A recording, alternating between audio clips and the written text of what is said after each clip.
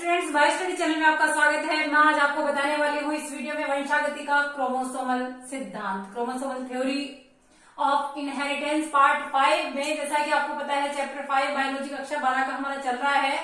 इसके पार्ट 5 में वंशागति का क्रोमोसोम सिद्धांत हम लेंगे। इससे पहले कुछ हिस्टोरिकल बातें हमें मेंडल के विषय में और अन्य खोजों के बारे में जाननी है, जैसे कि मेंडल के लक्षणों की वंशागति का कार्य 1865 में प्रकाशित हो चुका था। गाइस बहुत अच्छे से ध्यान दीजिएगा, प्रकाशित तो हो गया लेकिन ज्यादा लोग इसको ध्यान में नहीं ला पाए, यानी 1865 तक प्रकाशित होने के बाद भी ये जो है और वैज्ञानिकों की नजर में नहीं आया।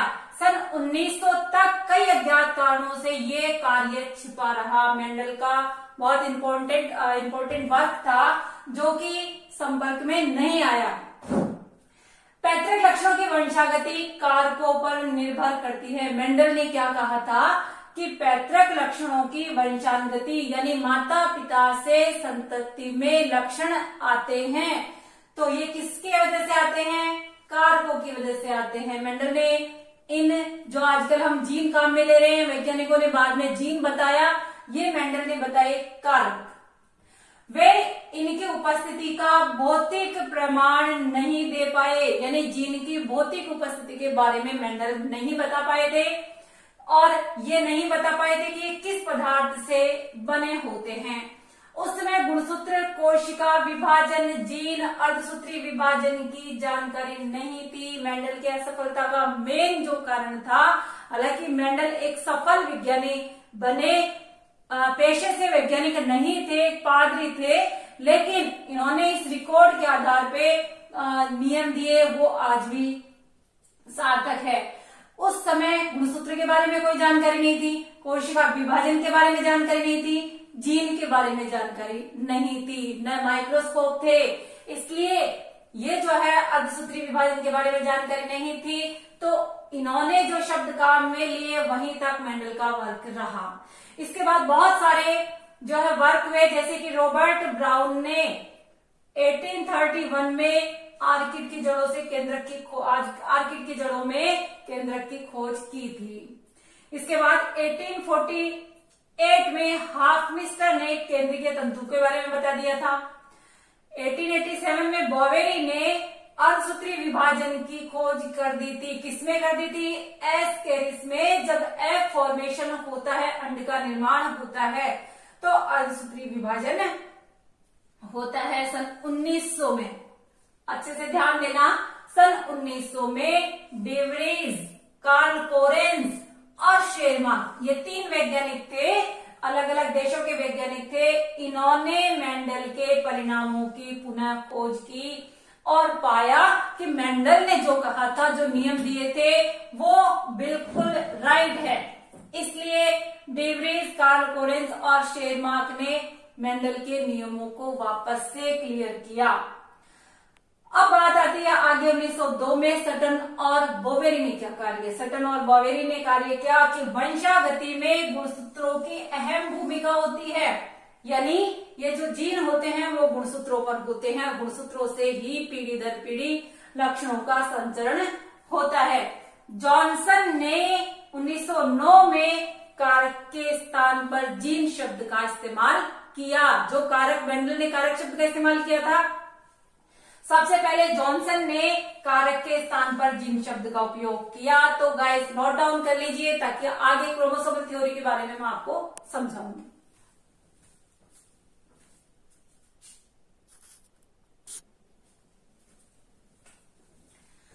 चलिए, बहुत सारे हिस्टोरिकल पॉइंट आपने पढ़े। अब देखते हैं कि क्रोमोसोमल थ्योरी में क्या बताया गया है। सटन और बोवेरी ने 1902 में क्या कहा? गुणसूत्र ही मेंडल के कारकों के वाहक है। जैसा कि जॉनसन ने नाम लिया कारक का जीन, जॉनसन ने नाम लिया था जीन, ये गुणसूत्र ही मेंडल के कारकों के वाहक है। कहने का मतलब है कि जीन जो है गुणसूत्रों पर पाए जाते हैं। जैसा कि मेंडल ने कहा कारक, तो ये कारक होते हैं जीन, और ये जो कारक है ये गुणसूत्रों पर पाए जाते हैं। इसे ही आनुवंशिकता का गुणसूत्र सिद्धांत कहते हैं। इसे ही आनुवंशिकता का गुणसूत्र सिद्धांत कहते हैं। और पॉइंट्स आप देखिए, जीन या कारक गुणसूत्रों पर जोड़े के रूप में पाए जाते हैं। जीन या कारक कहां पर पाए जाते हैं? गुणसूत्रों पर। कैसे पाए जाते हैं? जोड़े के रूप में। जीन्स एक ही नहीं है, जीन्स बहुत सारे हो सकते हैं, यानी कि अनेक हो सकते हैं। ऐसा नहीं कि एक या दो जीन है, जीन्स बहुत सारे हो सकते हैं। इसके बाद देखिए, अर्धसूत्रण के समय, यानी जैसे ही अर्धसूत्री विभाजन होता है तो अर्धसूत्री विभाजन में ये पृथक होते हैं गुणसूत्र और स्वतंत्र रूप से अपव्यूहित होते हैं। अर्धसूत्री विभाजन में गैमेट फॉर्मेशन होता है, युग्मक बनते हैं और ये स्वतंत्र होकर के व्यवहार करते हैं। अब आइए, गुणसूत्रों के साथ जीन भी पीढ़ी दर पीढ़ी गमन करते हैं। अगली संतति में गुणसूत्रों पर माला के मोती के रूप में ये जीन्स पाए जाते हैं। तो ये जीन्स पीढ़ी दर पीढ़ी गुणसूत्रों के साथ गमन करते हैं। चलिए, ये तो हुआ आपके गुणसूत्र का क्रोमोसोमल थ्योरी। इसके बाद हम बात करेंगे, कुछ वापस पॉइंट पे आते हैं कि मेंडलीय कारक या जीन जिसकी बात करते हैं, इन जीनों में और गुणसूत्रों में कौन सी ऐसी समानता है, कौन से ऐसे सिमिलरिटीज है। तो अगला टॉपिक हमारा मेंडलीय कारक और गुणसूत्रों में क्या सदृश्यता है, क्या समानता है। यानी हम बात करें जीन की और क्रोमोसोम की, यानी गुणसूत्र की, तो क्रोमोसोम और जीन दोनों किस तरह से व्यवहार करते हैं, दोनों में क्या समानता है। देखिए गाइस, द्विगुणित कोशिकाओं में दोनों जोड़े के रूप में पाए जाते हैं। अगर हम बात करें गुणसूत्रों की, तो गुणसूत्र भी समजात गुणसूत्रों के जोड़े बनाए हुए पाए जाते हैं और जीन भी जोड़े के रूप में पाए जाते हैं। इसके बाद है युग्मक निर्माण के समय, यानी कि जैसे ही युग्मक बनेंगे अर्धसूत्री विभाजन होगा और अर्धसूत्री विभाजन होगा तो ये गुणसूत्र भी समजात गुणसूत्रों के जोड़े से अलग होंगे और गैमेट्स के समय जीन भी अलग होंगे। फिर है निषेचन के समय वापस द्विगुणित अवस्था आ जाना, और द्विगुणित अवस्था जीन की भी आ जाती है क्योंकि जब N और N युग्मक मिलते हैं निषेचन के समय तो 2N जायगोट या युग्मनस का निर्माण होता है। सेम इसी प्रकार ये जो गुणसूत्रों की बात करें तो गुणसूत्र भी इसी तरह से वापस जोड़े के रूप में आ जाते हैं। तो ये है मेंडलीय कारक और गुणसूत्रों में समानता। अगला हमारा टॉपिक है, इससे पहले आप नोट डाउन कर लीजिए ताकि आगे क्लियर करें।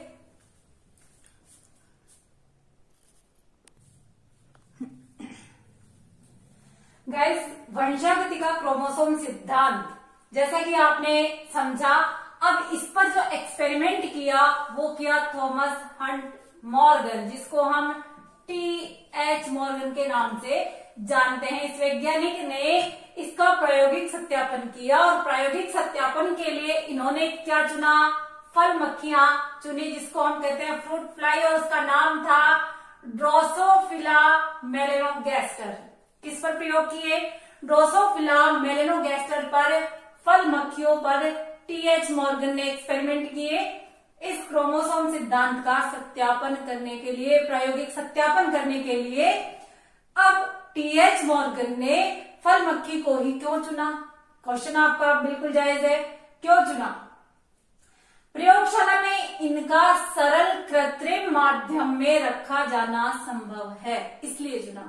यानी कि इनको सिंपल जो मीडियम होते हैं इनमें भी इन फल मक्खियों को रखा जा सकता है। ये अपना जीवन चक्र 2 सप्ताह में ये पूरा कर सकती है। इसका मतलब है कि रिजल्ट्स बहुत आसानी से और कम समय में आप प्राप्त कर सकते हो। इसलिए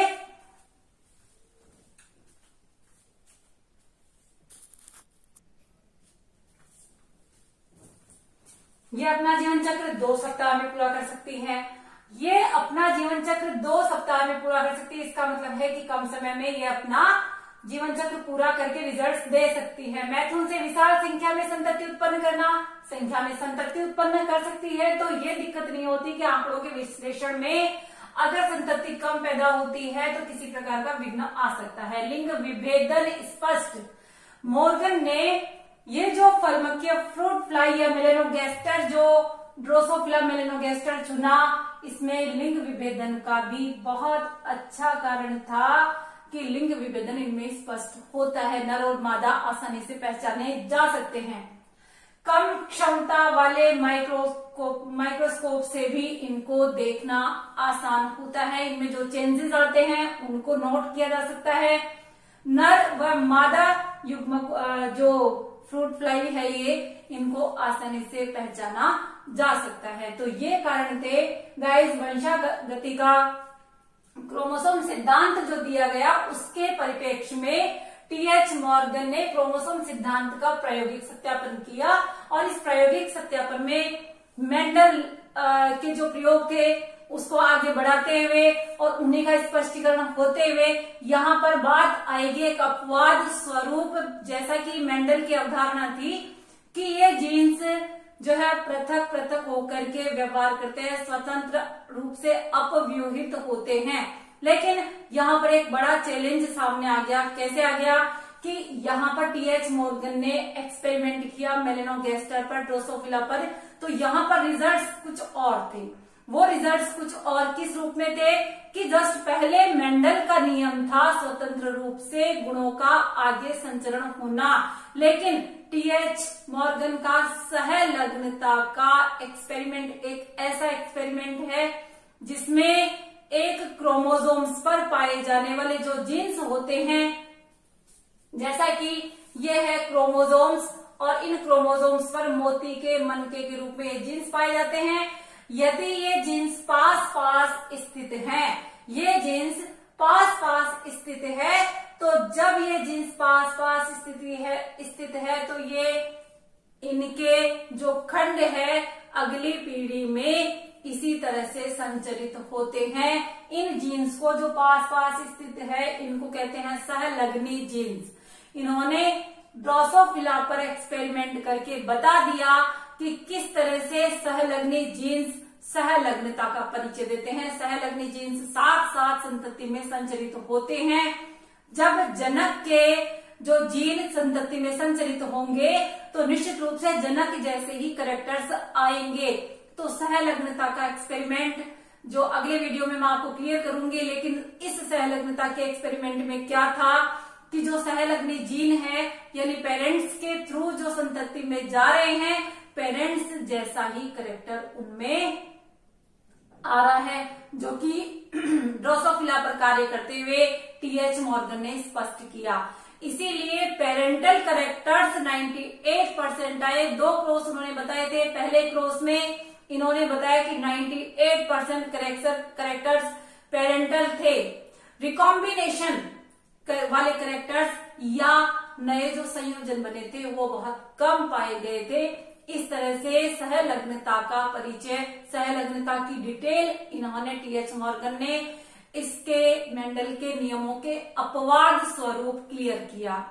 तो गाइज बिल्कुल आप पहले वाली वीडियोस साथ में इन वीडियोस के साथ में आगे स्टेप बाय स्टेप जो वीडियोस बन रहे हैं उनको आप देखते रहिएगा, नोट्स बनाते रहिएगा। चैनल को सब्सक्राइब नहीं किया है तो सब्सक्राइब कर दे, लाइक करे, कमेंट सेक्शन में कमेंट लिख करके बताइए कि आपको ये समझ में आया कि नहीं। लाइक करे, शेयर करे। Okay guys, thanks for watching.